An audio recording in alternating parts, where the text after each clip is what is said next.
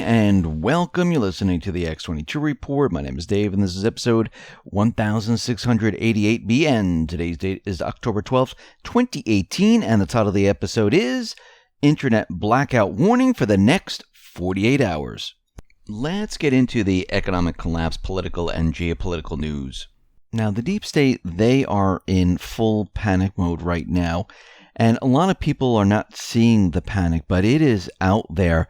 We can see right now that the Fusion GPS co-founder, Glenn Simpson, he's going to invoke the Fifth Amendment protection to avoid congressional testimony. We see out of the Hill right now, they wrote an article about Rod Rosenstein where he must recuse himself, and they started to list all the different points of where he has a conflict of interest. And the reason why they're putting all this out there right now is they're trying to show that Rod Rosenstein, he shouldn't be in the position that he is in right now. Let me read a little bit of this article. From the appointment of Mueller, Rosenstein's more serious conflict has undermined the investigation. Rosenstein is not just a witness to Mueller's obstruction investigation, he's one of the key witnesses. Trump consulted Rosenstein before firing Comey, and Rosenstein wrote a memorandum effectively calling for his removal. Initially, the White House suggested that Comey was fired due to that memorandum, and Rosenstein reportedly was irate. The White House then had to walk back the statements after Rosenstein demanded a correction. That puts him at ground zero of the obstruction allegations.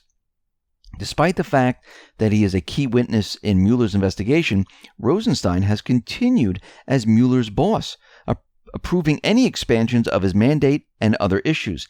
The investigation could have pronounced impact on Rosenstein's professional standing. Rosenstein has portrayed himself as above the fray. Mueller has to question Rosenstein's own conduct and subsequent accounts if he is to do a complete investigation of Comey's firing.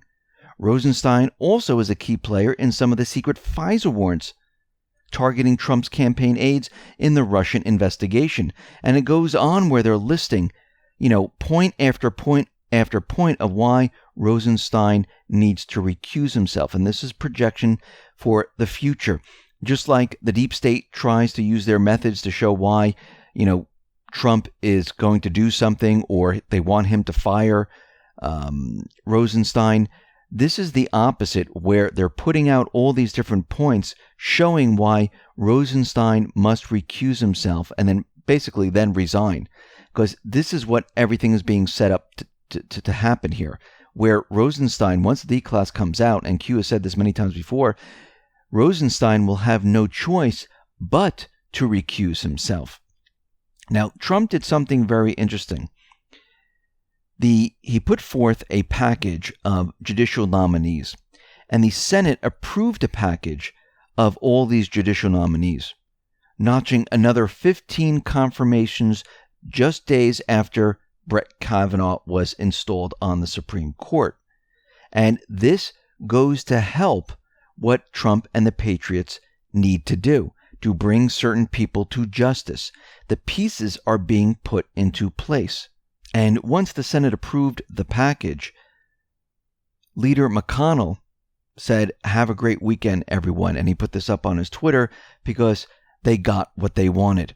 And they needed this to happen to bring certain people to justice.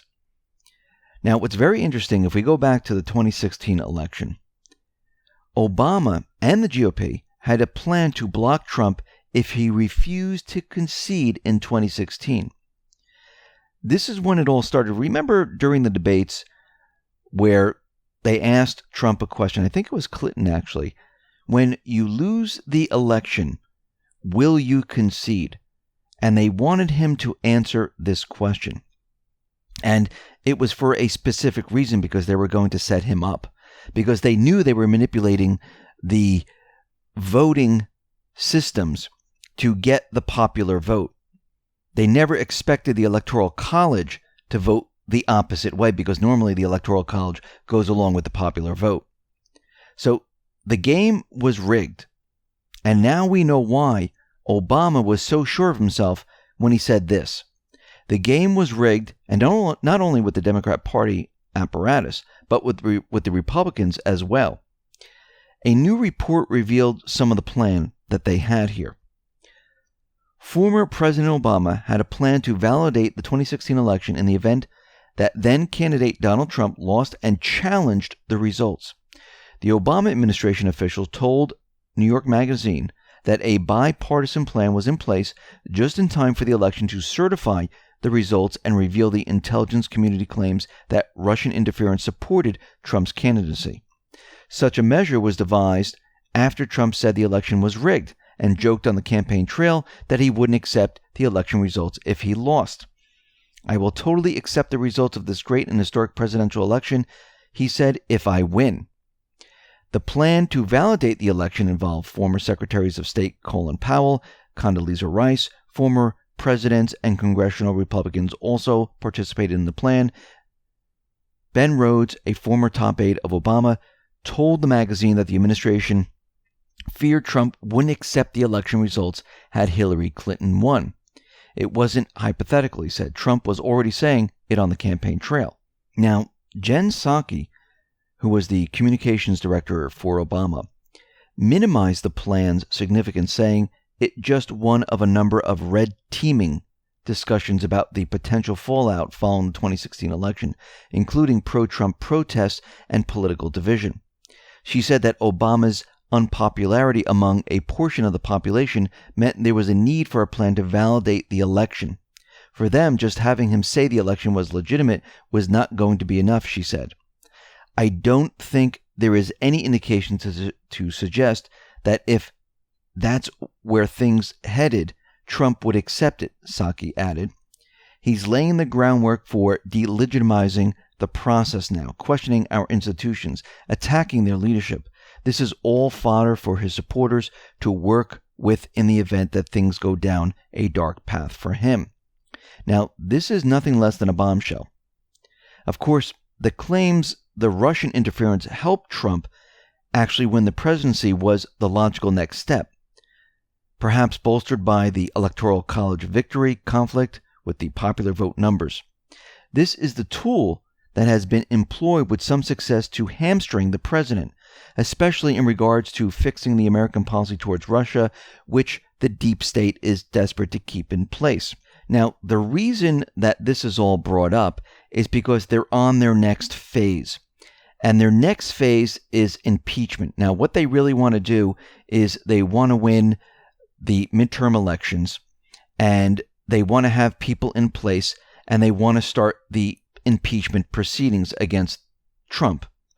And they're saying, what are we going to do if he doesn't recognize the impeachment? So they're coming up with a plan right now, and they're putting it out there that they're thinking of ways of combating this impeachment, which they think is going to happen. So they're projecting out there what they're planning to do and how they're going to do it and how to trap him into accepting the impeachment. And I don't think this is going to happen at all. This is a very lengthy process, and we can see that the deep state, they are struggling right now. I mean, their whole Russian collusion thing has completely fallen apart, and I don't think they're ever going to get this off the ground. But they're going to try their hardest, because as we can see, and what Q has been telling us, is that Google was breached. That was Google+. All those names and everything else, that was a breach. Hacked into, not really hacked into, but it was coincidental that it's happening right now. Then the same thing happened to Twitter. And now Facebook says hackers accessed data from 29 million accounts as part of the security breach disclosed 2 weeks ago. Now, don't you think it's strange that Google, Twitter, and Facebook, millions upon millions of names, were released to whoever has them now? And Facebook is also purging over 800 accounts with millions of followers.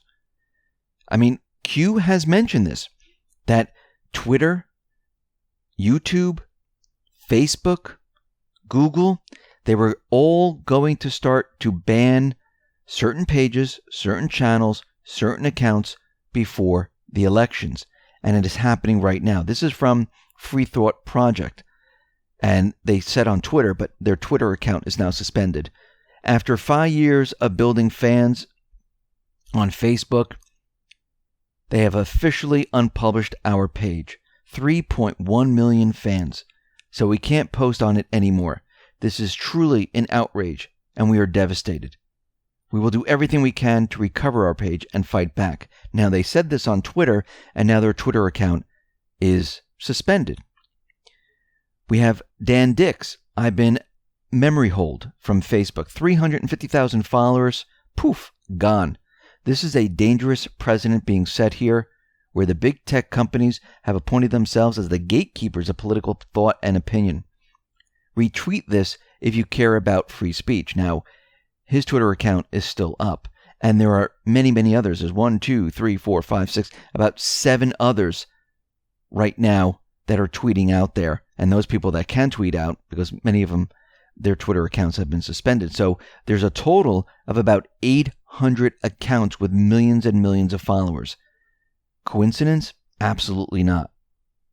We see right now that Pastor Brunson was released from Turkey, and Donald Trump, he tweeted out there that Pastor Brunson just released will be home soon. Now remember, Brunson was detained in alleged connection with the attempted coup against Erdogan in 2016. The U.S. government maintained that, he had nothing to do with it, and they were keeping him there illegally. And we can see that now he is released. Now, this is a very big thing, because what this means is that Trump is improving relations with Turkey right now. And Turkey is respecting Trump, which allowed this individual to be released. So this is a very important step to build relations back with Turkey and many of these countries. Remember, the deep state doesn't want any relations with these countries. Only if they do what they want, then they'll have relations. If they don't do what they want, they're the enemy. This is how it works. Instead of just having a peaceful, symbiotic relationship. So we can see right now this is a good thing. Now, we have this whole issue with Jamal Khashoggi. He is known for his criticism of the Saudi King Salman and Crown Prince Mohammed. And he's been missing since October 2nd after allegedly visiting the Saudi consulate in Turkey to acquire documentation for his upcoming marriage. The Saudis right now have denied allegations that the journalist was captured or murdered and have insisted he left the building later the same day. The Turkish government has informed U.S. officials it has audio and video recording providing that Saudi journalist Jamal Khashoggi was killed inside the Saudi consulate in Istanbul. So we have two different stories, and there is a picture of him going into the consulate, but still there is nothing of him coming out of the consulate.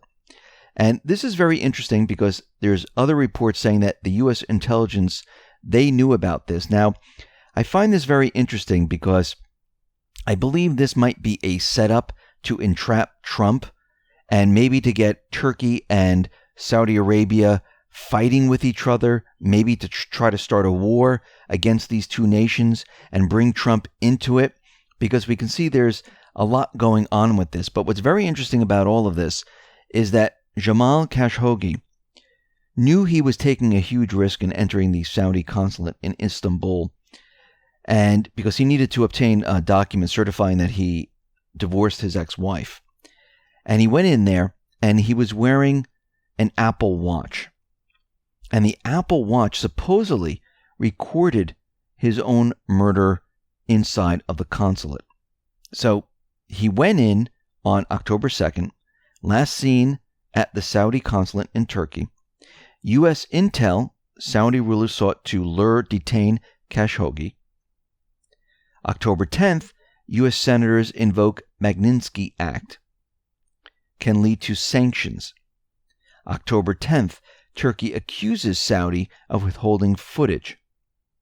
So we'll have to see how this goes, but we can see that it looks like this might be some type of an event, some type of trap, and it looks like they're trying to push this agenda. Now, I know a lot of people, they are still thinking like, oh, nothing's going to happen, nothing's going to happen. But every day something does happen where the deep state is continually losing power. Right now, the Washington Times is reporting that Hillary Clinton, Cheryl Mills, and 4 others have lost their security clearance. Now, this is huge right now because we know that Brennan lost his security clearance. So this is what it says. Hillary Clinton has given up her security clearance in the wake of the scandal over the handling of secret information on her email server, the Senate Judiciary Committee revealed on Friday. Chairman Charles E. Grassley also revealed top Clinton aide Cheryl Mills and 4 others no longer have clearance. Mrs. Clinton's clearance expired at the end of August. The others lost their access privileges in September. The State Department, in a letter to Mr. Grassley, had said Mrs. Clinton and her aides retained clearance in order to conduct research after she left office. The names of the 4 additional aides besides Ms. Mills were redacted from the State Department letter that the committee released. So right now they had clearance and now it is up. Or it looks like maybe they forced it and they took it away from her because they needed it for research, which is kind of ridiculous. No, they wanted to keep an eye on what was going on. So right now we can see things are moving in a positive way. And this is another positive step. Now, I want to go back to Q's post 2298, where Q mentions that Twitter has been given the green light to blanket censor all content deemed to threaten their survival. Google, Facebook will follow. Expect Calm's blackout attempt, POTUS Twitter. Welcome to the police state. And this also talks about how the internet, in other Q posts, how the internet might go dark. Now, what's very interesting is that the global internet, right now, they're making a change. So this is coming from the Internet Corporation of Assigned Names and Numbers. This is ICANN, which oversees the registry of domain names and IP addresses. And it's planning to perform a root zone domain name system security extension. And they're beginning this now. And we could see outages across the world. So within the next 48 hours, internet users around the world are at risk for network connection failures as the main domain servers and related infrastructure controlling the internet will be powered down for some time. Now, they said that they ran tests and they said that they haven't seen any major problems when they do this. But they said there is a possibility that we could see different outages in different areas. And we might see a blackout of the internet. So there is a threat of a global internet crashing. And it's very interesting. This is all coming at the same time that we're heading towards the elections. So we're going to have to watch this very, very carefully because this could be what Q has been talking about. Q knew that this was planned, and this is something that is happening right now. And if they do run into problems, you know it's going to take a little while to get things back up. And even if they do this, we might see outages in just certain areas, certain IP addresses, certain domain names. And this might be the internet blackout that Q has been talking about. Because we could see it already started with Twitter, with Google, with Facebook, and YouTube. And more people are being taken down every single day. So everything is moving in a positive direction. It's slow, but you need to make sure everything is in order. You need to clean out your house, and it looks like it is definitely happening. Remember, forget emotions, logical thinking, what needs to be done, what processes need to be done to bring people to justice. And that's the way we need to think, logical thinking. This is how it is done. Listen, everyone, thanks a lot for listening. Be well, be safe, and especially be prepared. Thanks a lot.